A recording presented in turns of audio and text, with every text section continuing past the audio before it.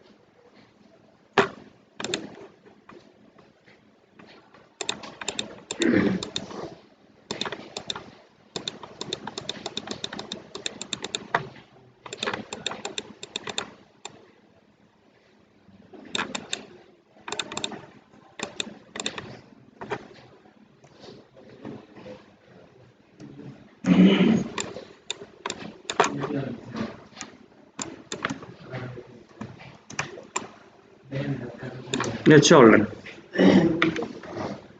তাহলে এখানকার মধ্যে কি আছে যে হচ্ছে আমাদের যে ছবিটা যেটা আছে, যে আমাদের হাইলাইটস যেটাকে করতে যাচ্ছি, যে হচ্ছে আমাদের ড্রেসটা থাকবে, তার হচ্ছে কি এই চেহারাটা, মডেলের যে চেহারা বা হচ্ছে স্কিন যে কালারটা, এটাকে আমরা হচ্ছে ব্ল্যাক অ্যান্ড হোয়াইট, বা পিছনে ব্যাকগ্রাউন্ড যেটা আছে সম্পূর্ণটাকে ব্ল্যাক অ্যান্ড হোয়াইট।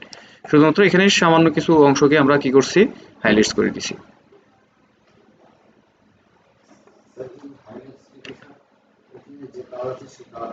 সেই কালারটাই হবে। হ্যাঁ, নিয়ে আসা যাবে, যাবে না কেন, অবশ্যই যাবে। সেটা হচ্ছে ওই যে আমরা প্রথমে যে কালারটা করছিলাম না, কালার কালার প্যানেলটা নিয়ে আসলাম, ব্যালেন্স কালার, সেই কালারের মধ্যে তোমাকে হচ্ছে ইয়ে করে নিতে হবে যে কোন কালারটাকে আমরা হচ্ছে বেশি প্রাধান্য দেব। ঠিক আছে, তারপর হচ্ছে আপনি দুইটাকে একখানে মার্জ করে নেন, নিয়ে হচ্ছে black and white picture approve করে।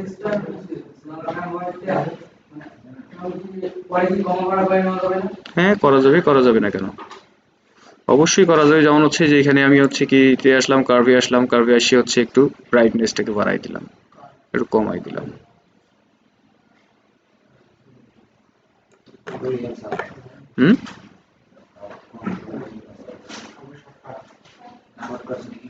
হুম, এগুলো হচ্ছে শর্টকাট থিম কিছু দেওয়া আছে এখানে, ব্রাইটনেসের আছে, তারপর হচ্ছে এখানে লেভেল আছে, কার্ভ আছে, তারপর হচ্ছে এক্সপ্রেশন আছে, এগুলো বিভিন্ন ধরনের আছে, কালার ব্যালেন্স আছে এখানে।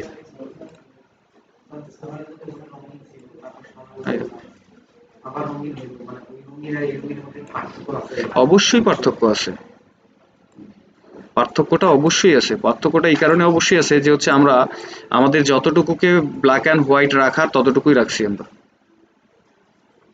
আর এখানকার যে কালার যেটা আছে, কালারটার হচ্ছে কি আগে যেটা কালার ছিল তার থেকে একটু ডিপ হয়ে গেছে,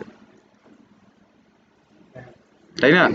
এখানে ব্ল্যাক অ্যান্ড হোয়াইট পিকচার, এখন দেখা যাচ্ছে যে তুমি কালার পিকচারকে ব্ল্যাক অ্যান্ড হোয়াইট করলা, ব্ল্যাক অ্যান্ড হোয়াইট করার পরে গ্রে স্কেল যখন আসলো, এখানে আর কালারের কোনো কিছু অপশন নাই।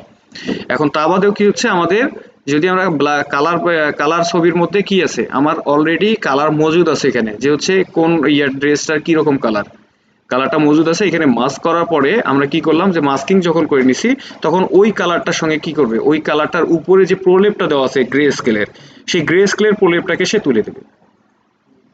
এখানে শুধু গ্রে স্কেলটা যেটা আছে, গ্রে স্কেলের প্রলেপটাকে সে তুলে দিচ্ছে, তুলে দিয়ে কালারটাকে শুধুমাত্র বের করে দিচ্ছে।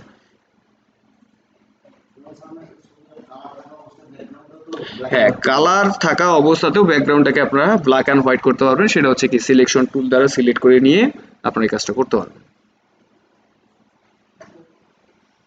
ঠিক আছে, তবে এই ছবিগুলো একটু অবশ্যই ভালো ইয়া নিয়ে নেবেন, যে হচ্ছে ভালো যেন ইয়া থাকে, হ্যাঁ ভালো রেজুলেশনের জন্য থাকে।